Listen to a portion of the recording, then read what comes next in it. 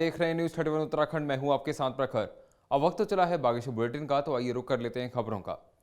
बागेश्वर में बेरोजगार युवाओं का स्वरोजगार से जोड़ने के लिए जिलाधिकारी विनीत कुमार ने वीरचंद्र सिंह गढ़वाली पर्यटन स्वरोजगार योजना के तहत गैर वाहन मद में बाइक टैक्सी संचालित करने का फैसला लिया है। इसके लिए उन्होंने बैठक कर आवेदन पत्रों के अभ्यर्थियों का साक्षात्कार लिया। इस दौरान उन्होंने कहा कि शहर में जल्द बाइक टैक्सी का संचालन किया जा रहा है। साथ ही उन्होंने कहा कि अगर ये योजना सफल होती है तो वो इसके लिए जिले में गरुड़, कौसानी और कपकोट में भी बाइक टैक्सी का संचालन किया जाएगा।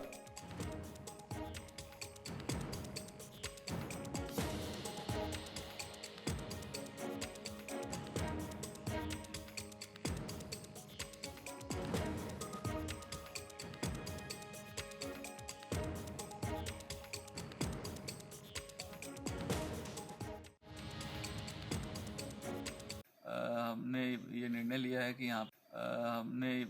लिया है कि यहाँ पे बाइक टैक्सी काफ़ी कारगर इफेक्टिव तरीके से यहाँ पे चल सकती है, जो डोर टू डोर सर्विसेज दे सकती है। उसी के लिए हमने पूरी एक कार्य योजना यहाँ पे बनाई है और उसमें आज हमने इंटरव्यू कॉल किए थे, जिसमें टोटल हमारे पास 9 एप्लीकेशंस हमें प्राप्त हुई थी। आज सभी के हमने उनके इंटरव्यूज़ यहाँ पे लिए हैं, सभी के ड्राइविंग लाइसेंस वगैरह भी हमने चेक किए हैं। अभी पायलट बेसिस में हम लोग चाह रहे हैं कि हम लोग 5 टैक्सी बाइक जो है वो बागेश्वर शहर में हम लोग पहले चलाएं, और अगर वो सक्सेसफुली चल पाती हैं तो बाकी अन्य जगह पे जैसे कपकोट हो गया, कौसानी हो गया, गरुड़ हो गया, तो वहाँ पे भी इसको आगे बढ़ाएंगे।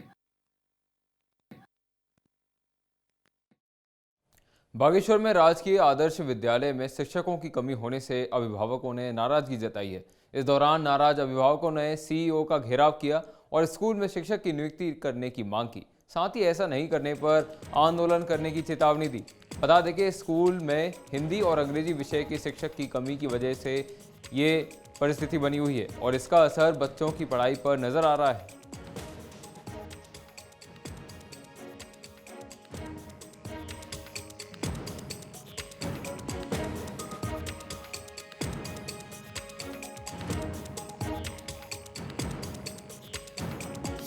में समस्या है। प्राथमिक भर्ती हमारी चल रही है, 242 पदों पे हमारी नियुक्ति प्रक्रिया चल रही है। हमने बैकलॉग की 5 और सीधी भर्ती की जो 2020 की थी 3 वेटिंग लिस्ट निकाल दी हैं।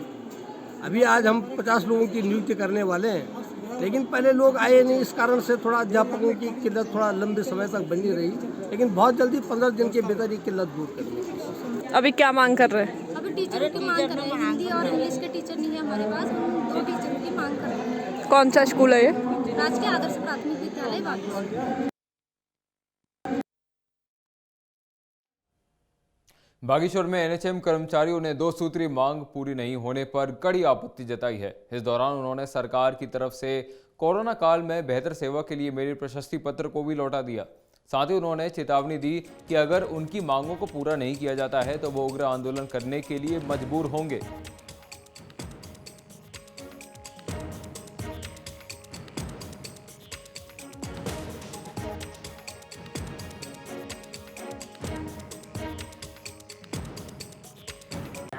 सर, आज हमारा जो ये कार्य बहिष्कार का है 9वां दिन आज चल रहा है, जिसमें आज पूरे राज्य कमेटी के नेतृत्व में आह्वान पर हमने जो कोरोना वॉरियर के प्रमाण पत्र हमको जनपद द्वारा दिए गए थे उनको वापस करने का हमारा प्रोग्राम कार्य था आज, जिसके तहत हमने आज अपने सभी कर्मियों द्वारा अपने अपने प्रमाण पत्र वापस किए गए हैं। सर, आज हमारा ये 9वां दिन है धरने का और अभी तक हमारी जो 2 सूत्री मांगे उन पे सरकार के द्वारा गौर नहीं किया जा रहा है। इस कारण इस विरोध में हमने जो हमें कोरोना वॉरियर्स के सर्टिफिकेट दिए गए थे सम्मान स्वरूप, वो हमने विरोध स्वरूप वापस कर दिए। मैं पिछले 9 दिनों से जो हमारे एनएचएम कर्मचारी जो है स्ट्राइक पे है, जिससे जो कि हमारी जो है एक रीढ़ की तरह काम करती है, कंधे से कंधे मिलाकर स्वास्थ्य विभाग के लिए निरंतर कार्य करती आ रही पिछले कुछ वर्षों से। लेकिन उनकी जो मांगे हैं दो तीन मांगे जो जिसके लिए जो ये स्ट्राइक पर है, हम लोगों ने अपने अधिकारी लेवल पे, डीजी लेवल पे और अपने उच्च अधिकारियों को हमने अवगत करा दिया कि इनकी मांगों पे थोड़ा गौर करें और जो जायज़ मांगे हैं तो उस पर इनको जो है तुरंत इसमें डिसीजन मिले। और मेरे सभी एनएचएम कर्मियों से ये अपील है कि वो आपके चैनल के माध्यम से कि जितने भी हमारे एनएचएम के कर्मचारी हैं वो अपने काम पर लौटें। बागेश्वर में आज ब्लॉक स्तरीय सपनों की उड़ान कार्यक्रम का आयोजन किया गया। इस दौरान स्कूल के बच्चों ने पोस्टर, कविता पाठ, फैंसी ड्रेस, क्विज और लोक नृत्य के साथ ही मैथ्स विजर्ड जैसे कई कार्यक्रमों में हिस्सा लिया। बता दें कि कार्यक्रम का उद्देश्य पढ़ाई के साथ ही बच्चों में क्रिएटिविटी डेवलप करना है। वहीं कार्यक्रम को लेकर स्कूली छात्र छात्राओं में काफी उत्साह देखने को मिला।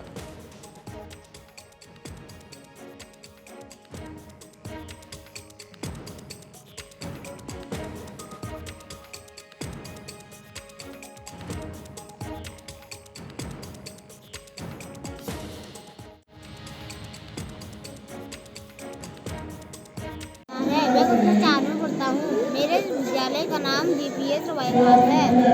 हम आज ब्लॉक स्तर में आए हैं, जहाँ हमने क्विज प्रतियोगिता, स्पेलिंग जीनियस और मैथ्स विजार्ड में भाग लिया।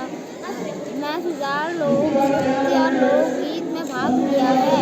मैं कक्षा 5 में पढ़ता हूँ। मेरे इस विद्यालय का नाम राजकीय प्राथमिक विद्यालय रवाईखाल है। हम पहले स्कूल में गए थे तो वहाँ से हम प्रथम निकले तो हम ब्लॉक स्तरीय में पहुँचे हैं। यहाँ हमने मैथ्स विजार्ड, क्विज, लोकगीत, लोक नृत्य में भाग लिया है और हम अभी उसमें प्रतिभाग भी करने वाले हैं। सपनों की उड़ान के साथ साथ आज मैथ्स विजार्ड और स्पेलिंग जीनियस प्रतियोगिताओं का यहाँ पर आयोजन किया गया है। और जो स्पेलिंग जीनियस और मैथ्स विजार्ड की जो गतिविधियाँ हैं, जो प्रतियोगिताएँ हैं, उसमें बच्चों के मैथ्स के टैलेंट को और अंग्रेजी के टैलेंट को आंका जाता है। और सपनों की उड़ान हमारे पूरे शिक्षा विभाग का पूरे वर्ष का सबसे बृहद कार्यक्रम है। की प्रतिभा निखरती है। आप ही के सामने आपने कार्यक्रम देखे हैं। बच्चे अपने अंदर जो प्रतिभा छुपी हुई है उसका खुला प्रदर्शन करते हैं। प्रतिस्पर्धा होती है, उससे वो प्रतिभा और भी ज़्यादा निखरती है। तो उसके लिए एक बहुत सुंदर ये मंच प्रदान किया जाता है। इसके बाद ये जो बच्चे जनपद में प्रथम, द्वितीय, तृतीय आएंगे, इसमें ब्लॉक में आएंगे, वो जनपद में प्रतिभाग करेंगे। बागेश्वर में शिक्षा विभाग ने शिक्षकों और सामाजिक कार्यकर्ताओं के साथ बैठक कर आने वाली शिक्षा प्रणाली में बदलावों को लेकर चर्चा की। इस दौरान बच्चों को आसान भाषा में एक बड़े टॉपिक को शॉर्ट फॉर्म में कैसे पढ़ाया जाए, इस पर चर्चा की गई।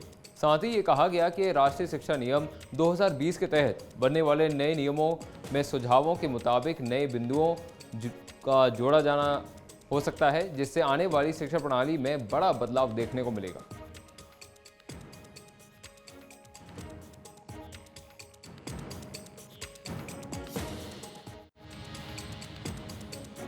तो राज्य सरकार द्वारा हमें निर्देश है कि जनपदों में भी जितने भी लोग शिक्षा से जुड़े हुए हैं उनके विचार इस संदर्भ में लिए जाए। इसी के तहत आज शैक्षिक तकनीकी, एजुकेशन टेक्नोलॉजी के तहत हमारा जो एक फोकस समूह है, जनपद के विभिन्न स्कूल, विश्वविद्यालय, सामाजिक कार्यकर्ता हमारे द्वारा बुलाए गए हैं।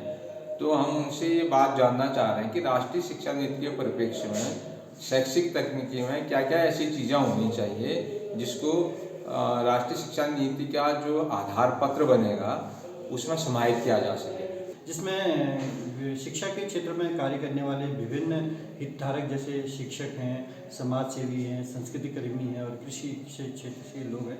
तो वो जो है किस प्रकार से शिक्षा में तकनीकी का उपयोग करेंगे, क्योंकि ये जो आधार पत्रक बनेगा वो शिक्षा में तकनीकी के उपयोग का जो विषय है उस पर गाइड बागेश्वर में जो ये आज गोष्ठी संपन्न हो रही है।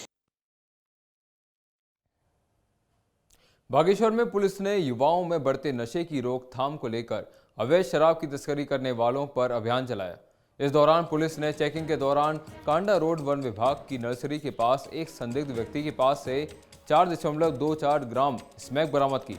साथ ही मौके पर पुलिस ने युवक को गिरफ्तार कर आरोपी पर मुकदमा कर उसे जेल भेजने की कार्रवाई की।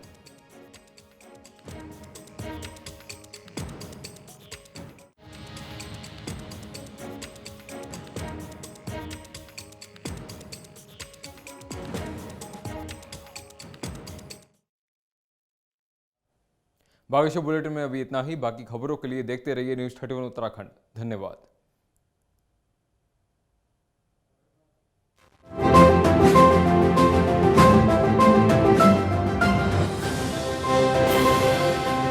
उत्तराखंड से जुड़ी तमाम खबरों को देखने के लिए हमारे चैनल को सब्सक्राइब करें और बेल आइकन दबाना ना भूलें।